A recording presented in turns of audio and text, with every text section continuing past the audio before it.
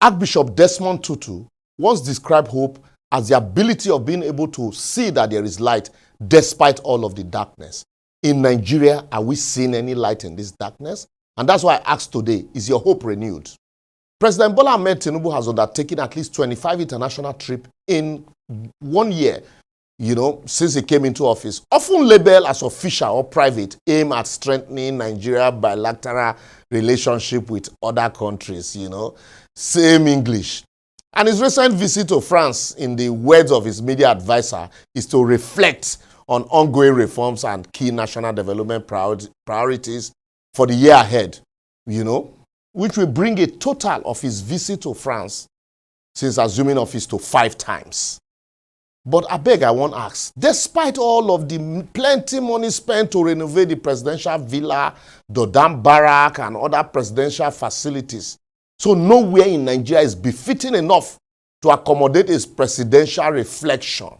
So if president won't think now, he go just rush, go France, go think. Be an indirect way of escaping the problem of the country. Or maybe not for medical holiday, as some people have described it.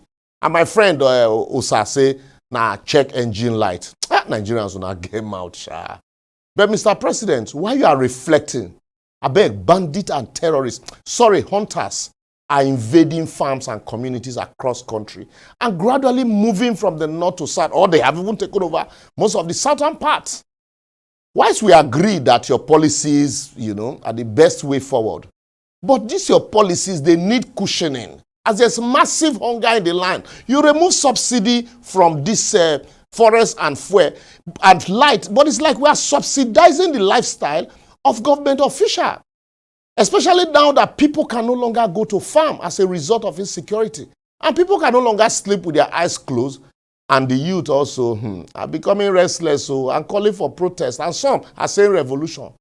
Please rush back home because street no dey smile. Anyway, while you are away, the new NNPC board that you recently inaugurated before you left, your detractors are saying that the person nominated for the position of executive vice president downstream was the chief operating officer of OVH before the acquisition of OVH by NNPC. Reflect on them. Let's backtrack a little so that you go refresh our memories also. My findings before now reveal that Nue Oil Limited was registered and incorporated in Nigeria around February 2023. And within 8 months, boom, that same Nue Oil, was acquired by OVH free of charge, as OVH became the operators of the Oando filling station. And within weeks of that purchase, NNPC in October 2023 bought OVH Energy from Nue Oil for 140 billion. And owners of Nue Oil are alleged to be consultant to the same NNPC. Please, Mr. President, help us reflect on this. Now, the puzzle for me is this. NNPC Limited acquired OVH Energy Limited. Yet, NNPC transferred all our assets to OVH as the managing director of OVH.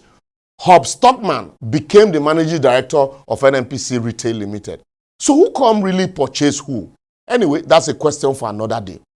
The problem now, Mr. President, is it is alleged also that the said executive vice president was one of the 2 shareholders of the SPV, that's the Nue Oil, used to acquire OVH, managers of Oando filling station, remember, and was also appointed SA downstream to the removed MD Mele Kyari, after the acquisition of OVH Oando by NNPC.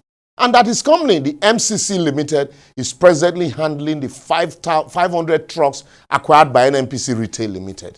So all of this, so with all of this plenty story, will the new team in NNPC with this kind of people be able to transparently allow for a proper investigation into the affairs of NNPC Retail Limited if we want truly, clean up the urgent table? That is the big question, but only time will answer that question.